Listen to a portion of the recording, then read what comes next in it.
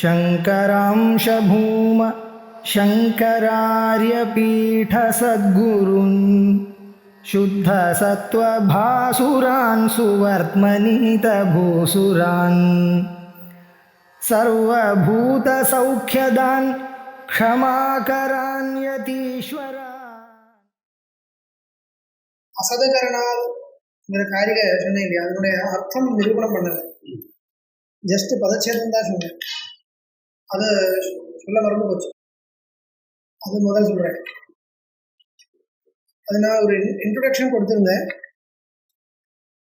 அசதகரணாத் உபாதான கிரகணாத் சர்வசம்பவாபாவாத் சக்தஸ்ய சக்கியகரணாத் காரணபாவாச்ச சத்காரியம்.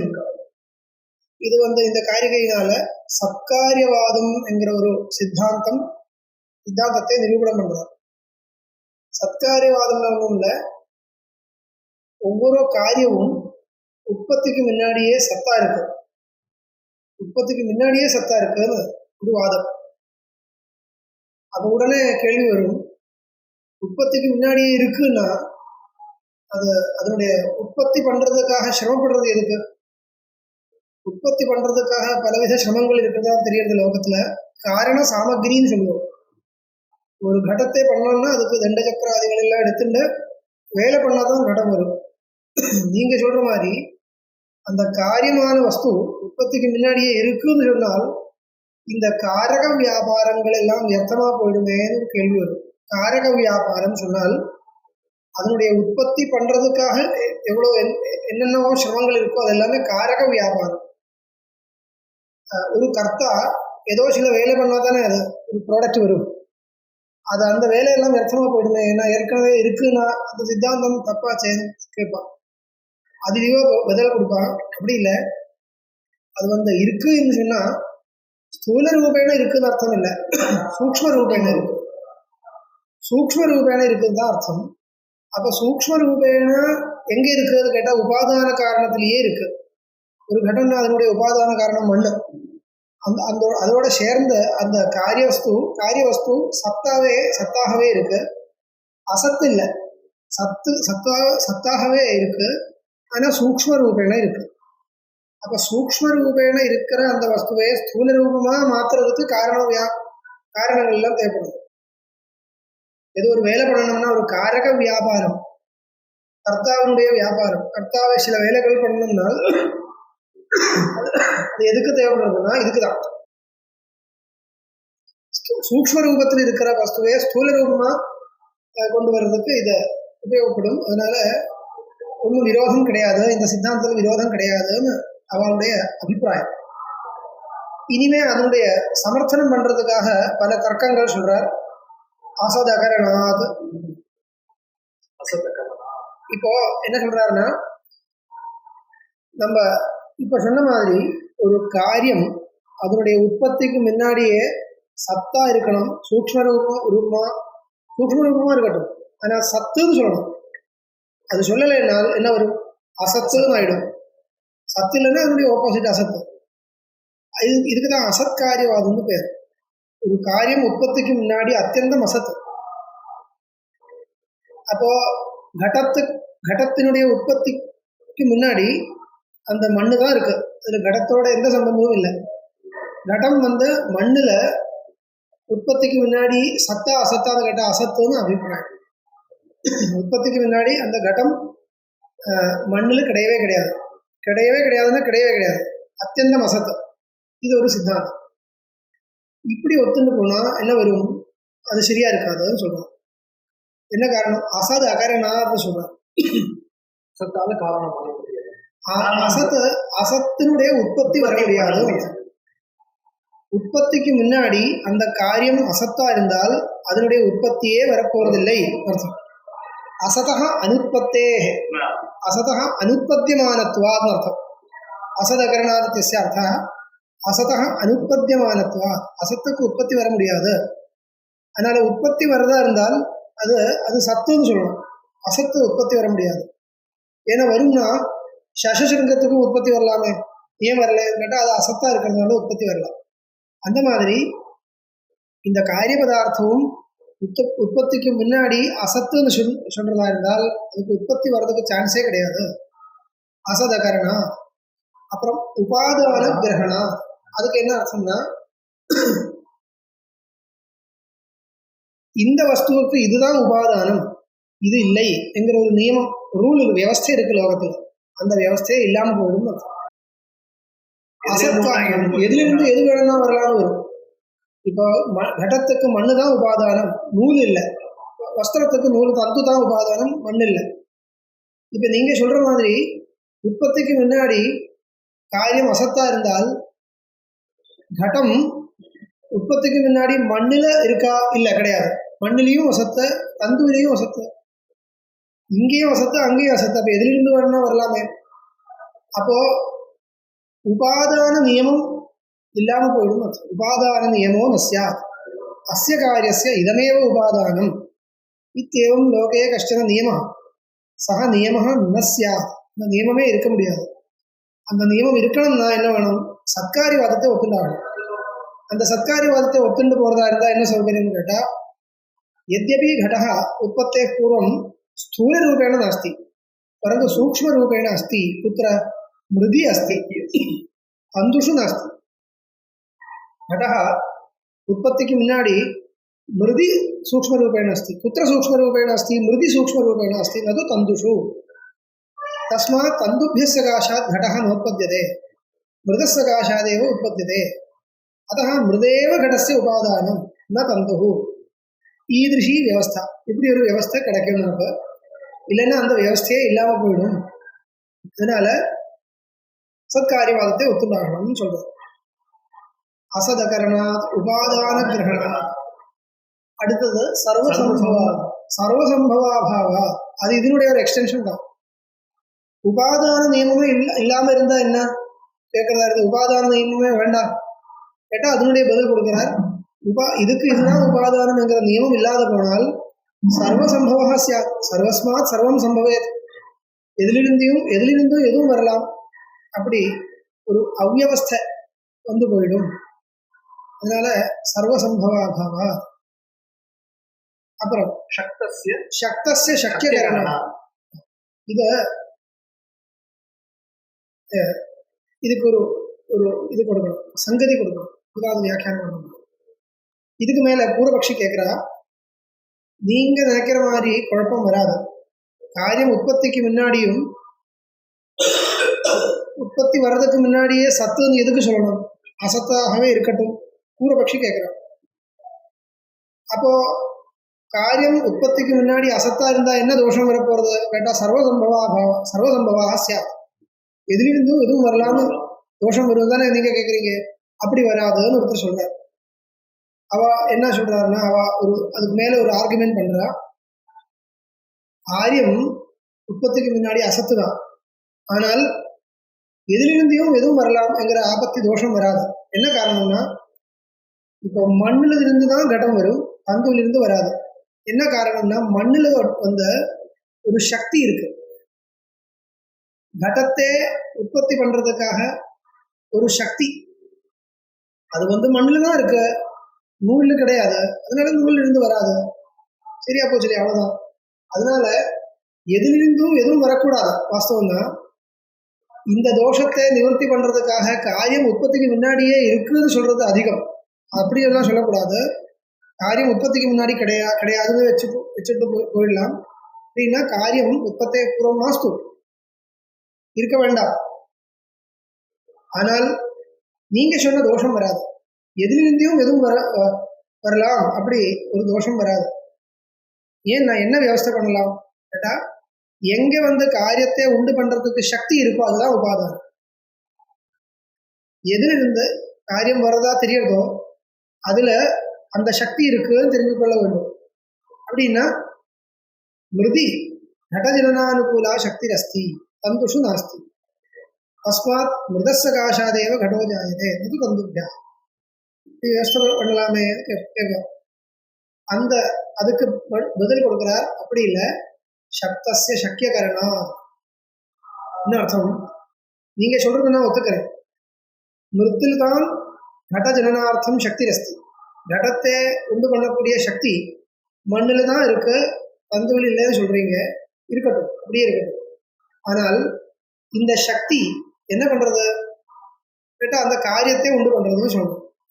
இந்த சக்தியோட சக்கியம் என்னன்னு கேட்குறது. சக்தியோட சக்கியம்னா அந்த சக்தியினால வர வேண்டியது கேப்பபிலிட்டி தான் சக்தி. இப்போ இதுக்கு ஒரு கேப்பபிலிட்டி இருக்குன்னு சொன்னா எதுக்காக கேப்பபிலிட்டின்னு சொல்லணும் இல்லையா? உங்களுக்கு கேப்பபிலிட்டி இருக்குன்னு சொன்னா எதனுடைய கேப்பபிலிட்டின்னு சொல்லணும் இல்லையா? இது பண்றதுக்கு எனக்கு இருக்குதான், அதுதான் சக்கியம். எனக்கு பாட்டு பாடுறதுக்கு சாமர்த்தியம் உண்டுன்னு சொன்னால் அந்த பாட்டு என்றது சக்கியம். அப்போ இந்த எனக்கிட்ட இருக்கக்கூடிய சக்தியுடைய சக்கியம் அந்த பாட்டு பாடுறது என்கிறது. அந்த சக்தியினால எது நடக்கிறதோ அது சக்கியம். அப்போ இப்ப பாருங்க, மண்ணுல ஒரு சக்தி இருக்குன்னு சொல்றீங்க. இந்த சக்திக்கு ஒரு சக்கியம் வேணுமோ வேண்டாமோ? கண்டிப்பா வேணும். அப்போ மண்ணில் இருக்கக்கூடிய சக்தியோட சக்கியம் என்னன்னு கேட்டா நீங்க சொல்லணும் கடம் தான் சொல்லணும் இல்லையா? பானை தான். நது வஸ்திரம். படக நாஸ்தி, படக ந சக்கியம். மண்ணால பட்டத்தை பண்ண முடியாது, வஸ்திரத்தை பண்ண முடியாது, கடத்தை தான் பண்ண முடியும்.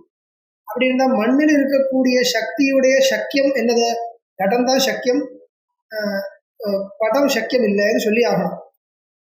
இது சொல்ல முடியாதுன்னா திருப்பி பழைய அவஸ்தை தான். ஏன்னா எதிலிருந்தும் எதுவும் வரலாம். அப்ப இந்த சக்தி இதில் இருக்கக்கூடிய சக்தி இந்த காரியத்தை தான் பண்ணுவான், இந்த காரியத்தை பண்ணாது என்கிற ஒரு வியவஸ்தை வரணும்னால் இந்த சக்திக்கு சக்கியத்தோட சம்பந்தம் வரும். சக்திக்கு சக்கியத்தோட ஏதோ ஒரு குறிப்பிட்ட சக்கியம் அதனோட தான் சம்பந்தம் இருக்கு. மண்ணில் இருக்கக்கூடிய சக்திக்கு எதோட சம்பந்தம்? கடத்தோட தான் சம்பந்தம், படத்தோட சம்பந்தம் இல்லை. அதனால கடத்தை தான் உண்டு பண்ணுவான், படத்தை உண்டு பண்ணாது. இதுதானே வியவஸ்தை பண்ணும். இப்படி பண்ணணும்னால் நான் அதுக்கு மேல கேட்கிறேன், இந்த சக்தி என்றது மண்ணில் இருக்கக்கூடிய சக்தி சத்தா அசத்தா? சத்துன்னு சொல்லணும், அசத்துன்னு சொல்லக்கூடாது, சத்துன்னு சொல்லணும். அப்ப சத்தா இருக்கக்கூடிய அந்த சக்திக்கு சக்கியமான கடத்தோட சம்பந்தம் இருக்கணும்னா அந்த கடம் சூக்ஷ்ம ரூபேன இருக்கணும். நீங்க சொல்ற மாதிரி பார்த்தா எப்படி இருக்கு? கடத்தினுடைய உற்பத்தி வர்றதுக்கு பிறகு அது அசத்து தானே. இப்போ இந்த சக்தியோட சக்கியமா சொல்ல வேண்டிய வஸ்து அசத்து. உன்னுடைய மதத்துல அந்த சக்கியம் அசத்து, சக்தி சத்து. சத்துக்கும் அசத்துக்கும் சம்பந்தம் இருக்க முடியாது. அப்ப இந்த சக்தி ஏதோ ஒரு பதார்த்தத்தோட சம்பந்தப்பட்டு இருக்கிறதா இருந்தா தான் அந்த பதார்த்தத்தை உண்டு பண்ணுவான், இல்லைன்னா ஒன்றும் பண்ண முடியாது. அதனால இந்த சக்திக்கு சக்கியத்தோட சம்பந்தம் சொல்லணும். மண்ணில் இருக்கக்கூடிய சக்திக்கும் அதனால அந்த சக்தியினால வர வேண்டிய கடத்துக்கும் ஏதோ ஒரு சம்பந்தம் கண்டிப்பா இருக்குன்னு சொல்லணும். ஒரு ஸ்ட்ரிக்டான ஒரு சம்பந்தம், நியதமான ஒரு சம்பந்தம் இருக்குன்னு சொல்லியா? இல்லைன்னா அந்த சக்தி அந்த வேலையும் பண்ணும் இந்த வேலையும் பண்ணணும்னு வரலாம் இல்லையா? அது வரக்கூடாதுன்னா இதுக்கு இதுதான் சக்கியம்னு சொல்லணும். அப்ப சக்திக்கும் சக்கியத்துக்கும் சம்பந்தம் சொல்லணும். இப்போ திருப்பி சத்காரியத்துக்காக வந்தது. ஏன்னா அந்த கடமானது உற்பத்திக்கு முன்னாடி அசத்தா இருந்தால் அசத்துக்கும் சத்துக்கும் சம்பந்தம் சொல்ல முடியாது. சக்தி சத்து, சக்தி சதி, கடக அசன், சதः असतश्च संबंधो न भवति। एवञ्च मृदि विद्यमाना या शक्ति तस्याः शक्तेः शक्यः भवति यः घटः सः घटः उत्पत्तेः पूर्वं यदि असन् स्यात् तर्हि अस्याः शक्तेः तेन घटेन सह संबंधो वक्तुं न शक्यते। यदि संबंधो वक्तुं न शक्यते तर्हि पुनः अव्यवस्था एव भविष्यति।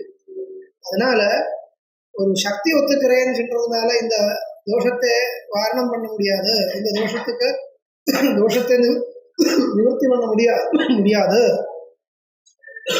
அதனால என்ன சொல்லணும்? சத்காரி வார்த்தை ஒத்துணுதான் சொல்ற. அதுக்கப்புறம் காரணபாவாச்ச சத் காரியம், காரியம் சத் காரணபாவா காரியகாரணையோர் ஐக்கியா. காரணத்துவம் காரியத்துல காரணத்துவம் இருக்கு அப்படின்னா என்ன அர்த்தம்? காரியமும் காரணமும் ஒன்றும் அர்த்தம். மண்ணு கடம் என்றது தனித்தனி ரெண்டு பொருள் நினைக்கக்கூடாது. மண்ணு தான் ஒரு வேற விதமா இருந்தா கடம்னு சொல்லுவோம், இப்படியே இருந்தா முற்பிண்டம் சொல்லுவோம், இப்படி ஸ்கேட்டர்டா இருந்தா சூர்ணம்னு சொல்லுவோம். அவ்வளவுதான். அது அதனுடைய நிக்கிற ரீதி வித்தியாசமா இருக்கு, அவ்வளவுதானே தவிர காரியம் என்கிறது ஒரு உபாதான காரணத்தை விட்டு தனி ஒரு திரவியம் இல்லை. காரியம் என்றது ஒரே திரவியம் ரெண்டு விதமா தெரியுது, அவ்வளவுதானே தவிர வேதையேவ நாஸ்தி. அதனால காரணம் காரியம் உற்பத்திக்கு முன்னாடியே சூக்ஷ்ம ரூபமா இந்த காரணத்தோடு சேர்ந்து இருக்கு. அப்படி இருக்கக்கூடிய காரியத்தை ஸ்தூல ரூபமா மாத்தி கொண்டு வர்றதுக்கு தான் உபயோகப்படும்படியா பண்ணணும். இப்போ மண்ணில் இருக்கிற சுபாவம் வேற, நடத்துல இருக்கிற சுபாவம் வேற ஒத்துக்கிறோம். மண்ணு முற்பிண்டத்தினால ஜலம் கொண்டு வர முடியாது, நடத்தால ஜலம் கொண்டு வர முடியும். அப்போ முற்பிண்டத்தினுடைய உபயோகம் யூசேஜ் வேற, கடத்தினுடைய யூசேஜ் வேற. அதுக்கு என்ன காரணம்? அதனால முற்பிண்டம் வேற கடம் வேற சொல்ல வேண்டியதில்லை. முற்பிண்டத்தினுடைய மண்ணினுடைய உபயோகம் வேற, கடத்தினுடைய உபயோகம் வேற. இது வச்சுட்டு அந்த ரெண்டும் வேற வேற திரவியம்னு சொல்ல வேண்டியதில்லை. இந்த மண்ணு தான், மண்ணு இப்படி இருந்தா அது நடந்து போயிடும், அதுக்கு தனி உபயோகங்கள் இருக்கு, அவ்வளவுதானே தவிர அது வித்தியாசம் கிடையாது சொல்லி அந்த காரணபாவாச்ச சத்காரியம். இப்போ அசதகரணாத் உபாதான கிரகணாத் சர்வசம்பவாபாவாத் சக்தஸ்ய சக்கியகரணாத் காரணபாவாச்ச காரியம் சத் உற்பத்தேக பூர்வம் சதேவன சூக்ஷ்மரூபேண சதேவ இது சித்தாந்தः அவசியம் ஸ்வீகர்த்தவ்யः. அதுதான் அந்த காரிகையோட அர்த்தம். அது நான் அன்னைக்கு இன்ட்ரடக்ஷன் மட்டும்தான் கொடுத்தேன், விவரணம் பண்ணல. அச்சேதனத்துக்கு என்ன உற்பத்தி? அச்சேதனத்துக்கு தான் உற்பத்தி வரும், சேதனத்துக்கு உற்பத்தி வராது. உற்பத்தி இருக்குன்னா அச்சேதனத்துக்கு தான் உற்பத்தி. அச்சேதனத்துக்கு உற்பத்தி வந்தா உங்களுக்கு என்ன அதுல கவலை? நீங்க ஏதோ ஒரு ப்ராடக்ட்னு சொல்றது சேதனமா? சேதனம்னா என்ன அர்த்தம்? ஞானம் உள்ளதுன்னு அர்த்தம். சுயம் அறிவு உள்ளது சேதனம், அதுக்கு உற்பத்தி கிடையாது. ஆமா ஆமா, அறிவு உள்ள வஸ்துக்கு உற்பத்தி இல்லை, அறிவு இல்லை. இது உற்பத்தி உண்டு, இதுக்கு அறிவு தன் அறிவு கிடையாது, நான் எங்க இருக்கேன்னு தெரியாது, அதுக்கு உற்பத்தி உண்டு. அச்சேதனத்துக்கு தான் உற்பத்தி இருக்கு, சேதனத்துக்கு கிடையாது. உற்பத்தினா என்ன அர்த்தம்? You can make the product. We cannot make a chetana. Only we can make achetana. நீங்க வேற ஏதோ மனசுல இந்த பொருளை உற்பத்தி அச்சேதன பொருள்னா இதுக்குதான் எல்லா பரிணாமங்களும் இந்த உற்பத்தினா இதனுடைய உற்பத்தினா ஒரு பரிணாமம், இதனுடைய பரிணாமம் தான் வருமே, ரீஃபார்மேஷன் தான். வேற விதமா இருக்குது, இப்படி இருந்தது, அதுதான். அதனால அது பரிணாமம் வந்தது சாவயவ பதார்த்தத்துக்கு தான் வரும். அதனால ஜடத்துக்கு தான் அது சேரும், சேதனத்துக்கு வரவே வராது.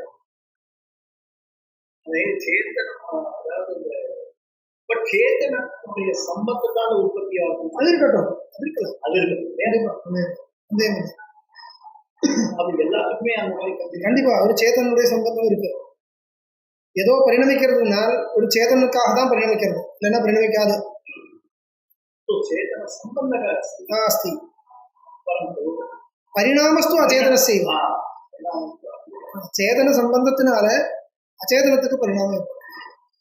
ஒரு குலாலன் என்கிறவன் ஒரு சேதனம், அவன் நினைக்கிறான் இந்த கடத்தை பண்ணணும்னு, அவனுடைய வேலையினால அது வேற விதமா மாறுறது. ஆனா மாறுறது இந்த மண்ணு தானே, அவனுடைய ஆத்மா ஒன்றும் மாறல.